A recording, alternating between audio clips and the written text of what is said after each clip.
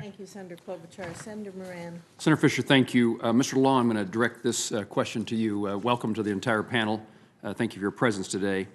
In 2011, the FCC adopted a rate floor policy that denies USF support to carriers to the extent that they charge rural customers less than the rate for local voice service for the average urban customer.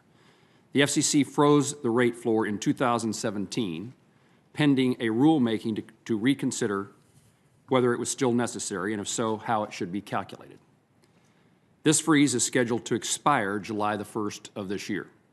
And in the absence of FCC action, the rate floor is expected to nearly double to meet the average urban rate of 2019. That has significant consequences, I would think, in South Dakota. It does in Kansas. A Kansas statute, in fact, requires the carriers to authorize rate increases 45 days in advance, with the Kansas Corporation Commission essentially shortening that deadline, July 1, to something less than that.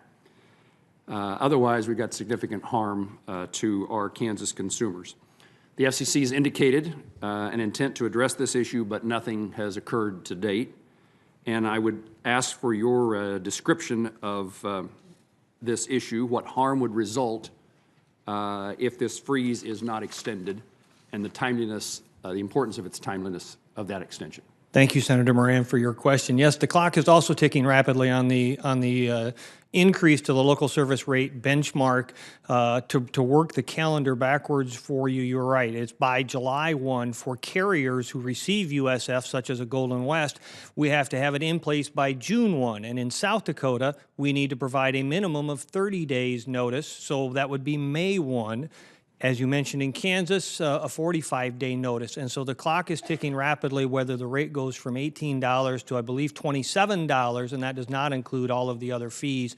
I am hopeful that the Commission understands the urgency for rural consumers in what I would believe to be somewhat of a messed up scenario for local service rates that shouldn't overcharge rural consumers who still choose to keep a local landline phone, charging them $27 plus the fees that go with it, I think is absurd.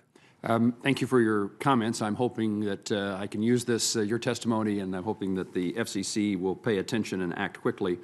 It also has a self-defeating apparatus, which is another reason not to have a landline, which is the source for the Universal Service Fund revenue to begin with. So we're in a circle that could be very damaging. Let me ask Dr. Jameson and Mr. Ford a question about what I call overbuilding.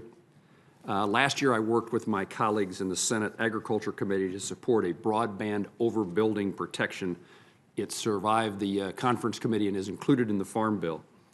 While coordination, as you just talked about, is important in preventing overbuilding, how else can we make certain that the money goes where it is most necessary? What our guidelines, what our regulations, law now requires is that 95% of that money must be spent where there is no service provided. And we've seen instances in the past in which it is easier for carriers to build over and generate the revenue from those circumstances with the hope that then that revenue is used to subsidize even more rural, less served areas. How can you help me address this issue? How can you help me make certain the money goes where it's most needed? There are two things that I would consider. One is to be very supportive of the people who are working on that program in the USDA. I have some friends that are working there. They're being very diligent to make sure they don't fund overbuilding, but providing continued support for that. But then also in enforcement as well. I recall talking with people who received grants from the Department of Commerce, BTOP program many years ago. They were very proud of the fact that they were overbuilding, and they were doing it because that's where the customers were. That was their attitude, and that should not have been allowed. They should not have been able to have kept that money. Mr. Ford? Thank you very much, Senator. We appreciate all your work on the Farm Bill on overbuilding. As a company that's been overbuilt several times throughout our footprint with our private capital overbuilt, we greatly appreciate that. As I mentioned before, there's been some areas where we've even been triple dipped on from companies where they've used universal service fees, Connect America funds, and USDA loans to overbuild areas where we already provided gig service. And if we're really going to reach the last mile, we can't have that type of stuff happening. Thank you both. Thank you, Senator